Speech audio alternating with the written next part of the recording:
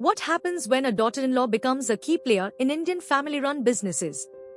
A proposed regulatory change could revolutionize the way business families transfer shares and control. The current definition of immediate relatives excludes daughters-in-law and sons-in-law. Families using trusts as succession vehicles are affected by this narrow definition. Appointing a daughter-in-law as a trustee can trigger an open offer, imposing financial burdens on families. This narrow definition creates unintended regulatory consequences, particularly for families using trusts as succession vehicles. New Delhi, Indian business families are pressing for a regulatory rethink, urging the Securities and Exchange Board of India, SEBI, to formally recognize daughters-in-law as relatives under India's takeover and promoter group regulations. The proposal has sparked an important debate at the intersection of corporate governance, family succession planning, gender roles, and minority shareholder protection. The demand follows growing unease among promoter groups over the rigidity of the existing definition of immediate relatives under the SEBI, Substantial Acquisition of Shares and Takeovers, Regulations, 2011.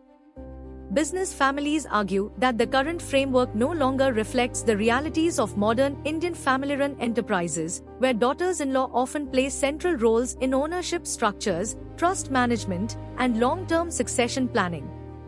Regulatory background and the existing legal position under the SEBI Takeover Code, the definition of immediate relatives plays a decisive role in determining whether a transfer of shares or voting rights triggers a mandatory open offer to public shareholders.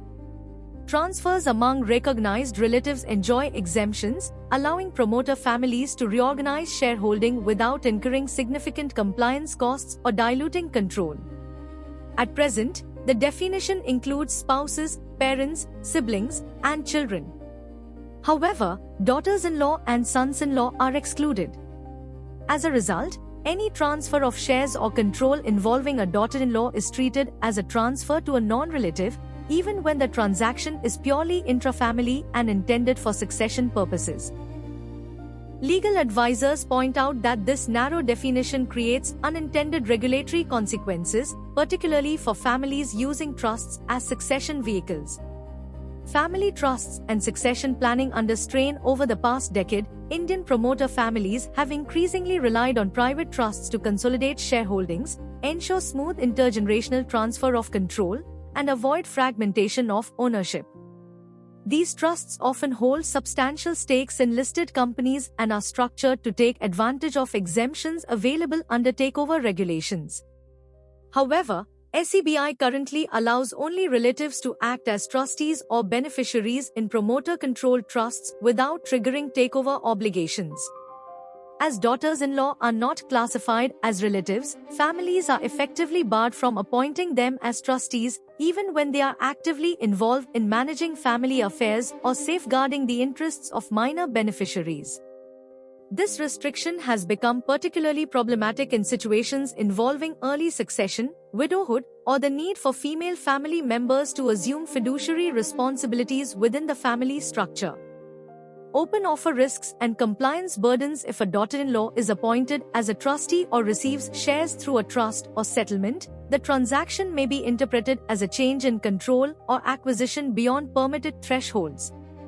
This can trigger a mandatory open offer, requiring the acquirer to purchase at least 26% of shares from public shareholders. Such an obligation can impose substantial financial and procedural burdens on families, even when there is no real change in management or decision-making authority. Market participants argue that this outcome defeats the underlying purpose of family succession planning and undermines the stability of promoter-controlled businesses. Was this verdict fair, or did the court go too far in recognizing daughters-in-law as relatives under SEBI takeover norms? Tell us in the comments yes or no. Here's what this means for you. If you're a daughter-in-law involved in family business, know that you can now claim rights and protection under Indian laws. Seek legal advice to navigate succession planning and ensure your interests are protected. Save this video for future reference. Follow Legal Output on Instagram and Legal Output Official on YouTube for daily legal updates.